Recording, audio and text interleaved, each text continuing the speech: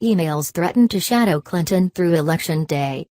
The fallout over Hillary Clinton's use of a private email server appears certain to dog her until Election Day, after a federal judge ordered the State Department to accelerate its production of nearly 15,000 previously unreleased emails uncovered by the FBI. The State Department is under intense pressure from Republicans to release the full set before November 8. But sorting through all 14,900 documents is a gargantuan task. The first batch likely won't be released until mid-October, just weeks before Americans head to the polls. It's also not clear what the emails contain.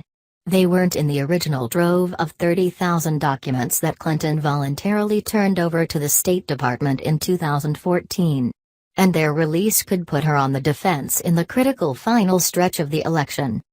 The revelation of the thousands of additional documents dovetailed with Monday's release of another set of emails that exposed uncomfortably close ties between Clinton's staff and the Clinton Foundation during her tenure as Secretary of State.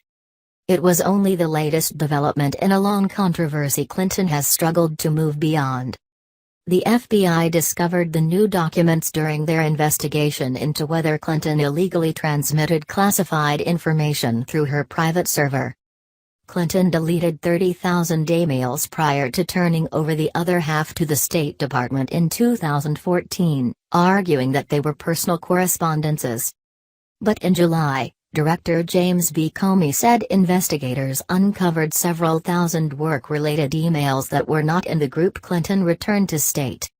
Investigators pieced together the deleted emails from Clinton's correspondence with other officials and reconstructed fragments from old servers and machines connected to her email domain. There are many lingering questions about the emails, and the process and timing for handling them is complex. It remains unclear how many of the 14,900 recovered documents will be deemed part of the agency's record by the State Department, clearing the way for their release, and how long that review process will take. The agency has committed to releasing the documents under a Freedom of Information Act (FOIA) request from the conservative watchdog group Judicial Watch, but must first weigh whether the emails are personal. Some may also be duplicates of the 30,000 it already had. Then, state authorities must comb through the emails to determine which ones are subject to the FOIA request and redact any classified information. District Court Judge James E. Boasberg on Monday ordered the agency to complete the first part of the process in a month's time. On September 23, the court is expected to set a release schedule for the documents. But the second part of the process is extremely time-consuming, according to State Department lawyers, especially if there are many emails to review and redact. Government lawyers are likely to push for as much time as they can get during the September hearing. Clinton's critics will keep up the pressure for the agency to act quickly. Judicial Watch is already accusing the agency of slow-walking the release to guard Clinton against damaging revelations on the eve of the election. Our concern is that politics will intrude upon the process and, as they've already done, delay the records unnecessarily, Judicial Watch President Tom Fitton said, calling states' arguments that reviewing the documents is resource-intensive ridiculous.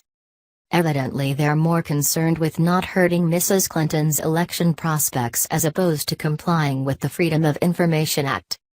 Monday's other release from Judicial Watch, concerning the Clinton Foundation, led to heightened allegations that she ran a pay-for-play operation while in office.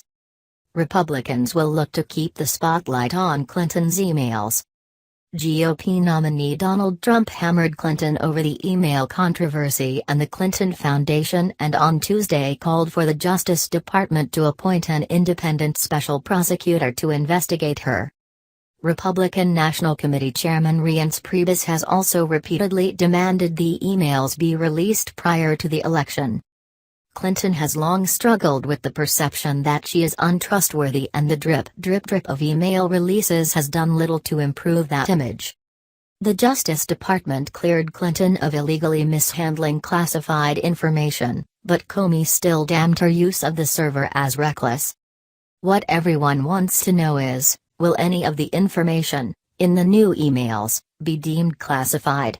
Because that would be just one more nail in the proverbial coffin for Hillary, said Bradley Moss, a lawyer who specializes in matters related to open records laws. Clinton's campaign has claimed not to know what's in the newly uncovered documents. As we have always said, Hillary Clinton provided the State Department with all the work-related emails she had in her possession in 2014, spokesman Brian Fallon said in a statement. We are not sure what additional materials the Justice Department may have located, but if the State Department determines any of them to be work-related, then obviously we support those documents being released publicly as well. The agency is beginning the second review process on a rolling basis, as documents are deemed to be agency records. State Department lawyers on Monday indicated that it could begin releasing documents weekly as soon as October 14. But for Fitton, the concern is that state will drag the process out. The question is going to be what quantity, and how long does it take them to produce, he said. On October 14 or the election,